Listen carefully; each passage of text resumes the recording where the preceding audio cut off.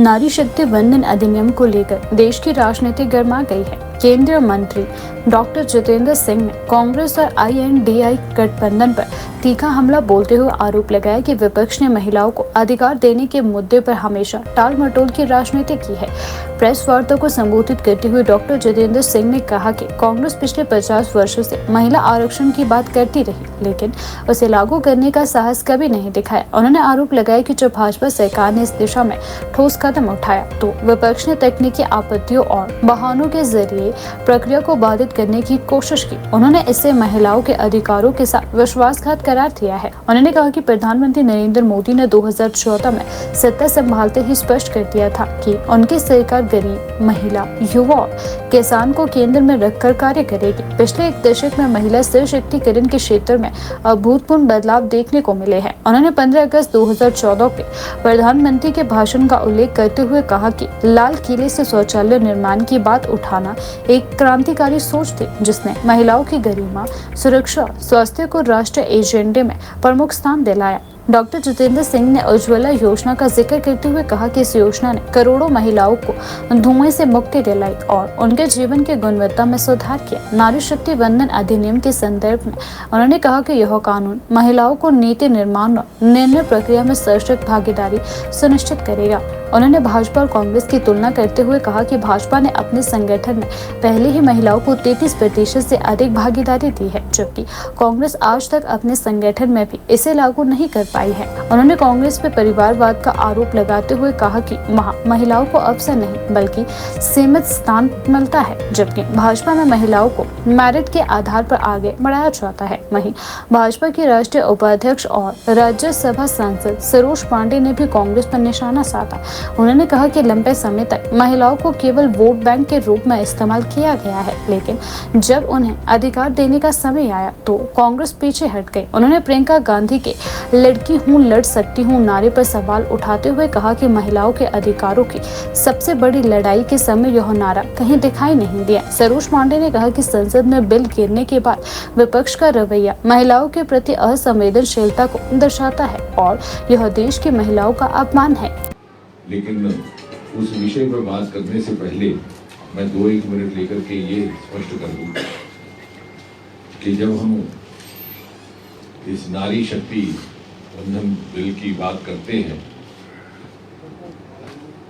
तो मात्र इस बिल को लेकर के चर्चा करने का विषय नहीं है। ये भारतीय जनता पार्टी के मैनिफेस्टो और उसकी विचारधारा का एक प्रमुख बिंदु रहा है। आपको स्मरण होगा, प्रधानमंत्री बनने के तुरंत बाद सन 2014 26 मई को उनका शपथ ग्रहण हुआ था, तो मोदी जी ने अपने पहले ही वक्तव्य में कहा था कि मेरी सरकार गरीब को समर्पित, और उसके कुछ समय बाद उन्होंने ये भी कहा था कि मैं केवल 4 जातियों को जानता हूं, महिला, युवा, किसान और गरीब। अर्थात कहने का तात्पर्य ये कि महिला का उत्थान, महिला का विकास भारतीय जनता पार्टी, प्रधानमंत्री मोदी जी और मोदी जी सरकार की सर्वोच्च प्राथमिकता रही है। उसके उपरांत जो सर्वप्रथम स्वतंत्रता दिवस का उनका भाषण रहा लाल किले से 15 अगस्त सन 2014 में, तो यदि आप स्मरण करें तो उन्होंने आह्वान किया था शौचालय बनाने का, और विशेषकर फीमेल टॉयलेट्स, महिलाओं के लिए।